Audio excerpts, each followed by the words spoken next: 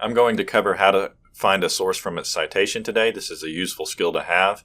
Essentially, what if all the information I have is a citation from, say, a list of references, a bibliography, but I need to find that source? How do I go about doing that? So this is very different from searching a database. This is what we'd call a known item search, where there's a specific item that we know about that we want to find. So in this case, the citation might be to a book, it might be to a journal article, a newspaper, an interview, a radio transcript. Who knows what it might be, but we need to hunt that down. My focus today is going to be how to distinguish between a book and a journal article. And then there's also a chapter in a book, which has a slightly different format. Regardless of what style of citation style you might be using, you will essentially have all of the same elements in a citation. They might be in a slightly different order. You might have to capitalize something in one that you don't in another. But the elements are all there. And by elements, I mean things like the title, the author, publication information, stuff like that. So let's take a look at some examples of citations. And the first thing we're going to look at is, how do you determine whether it's a citation to a book or a journal article? We're not really going to concern ourselves with other types of citations or other types of materials. So let's look at this first one. Pike, P.Y., 2010, From Utopia to Apocalypse, Science Fiction and the Politics of Catastrophe. How do I determine whether this is a book or a journal article? Well, it's really quite simple. If it has a city of publication and a publisher, so in this case, Minneapolis, Minnesota, University of Minnesota Press, then I know that that is a book. It's that simple. City and a publisher, it's a book. How do I know whether it's a journal article, as is the case for this second one? Well, quite simple, really. It has a volume, usually an issue, and then page numbers. It's quite simple. If it's a chapter in a book, it's going to look very similar to kind of a combination of both of these, except instead of, I'll know it's still a book because it will have a publisher information and a city of publication. However, it will have some page numbers in there. That's basically how you know it's a book chapter. So this one, again, if it's a scholarly journal or a journal article, if it has volume, issue, and page numbers, I know that it's going to be a journal. You might say, well, you can just tell by the title or something like that. That's not necessarily the case.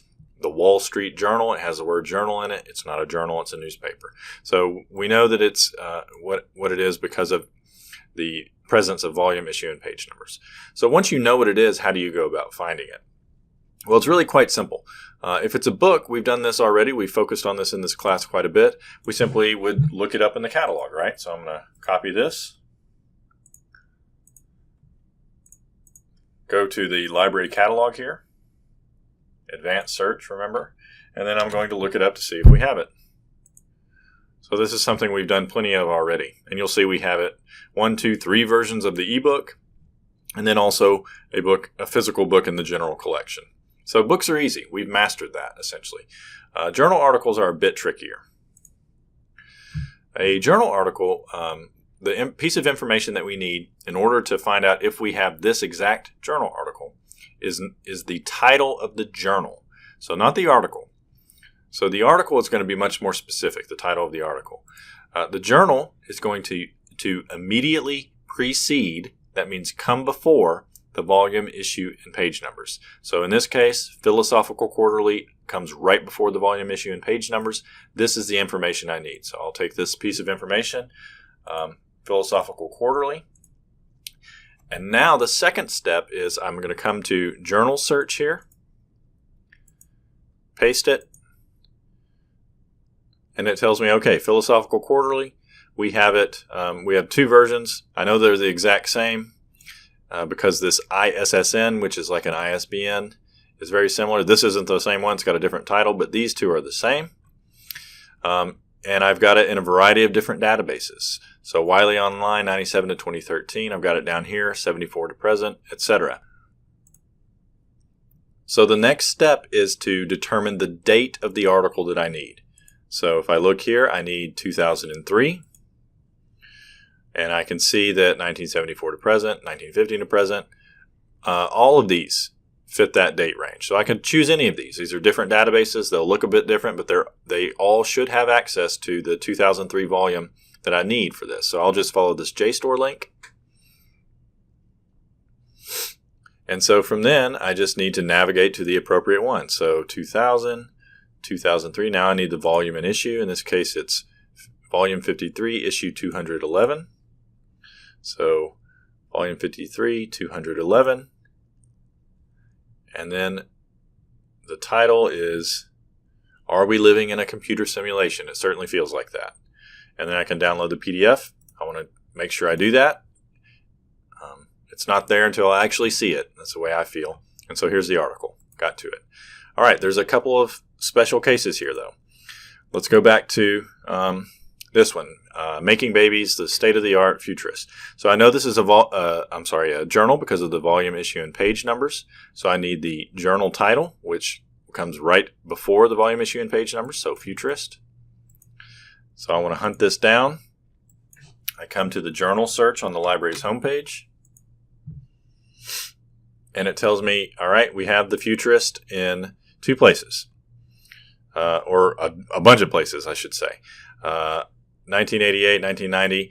Remember the date I needed, so the next step is to look at the date, 1985. If we look at all these different databases, none of them go back that far.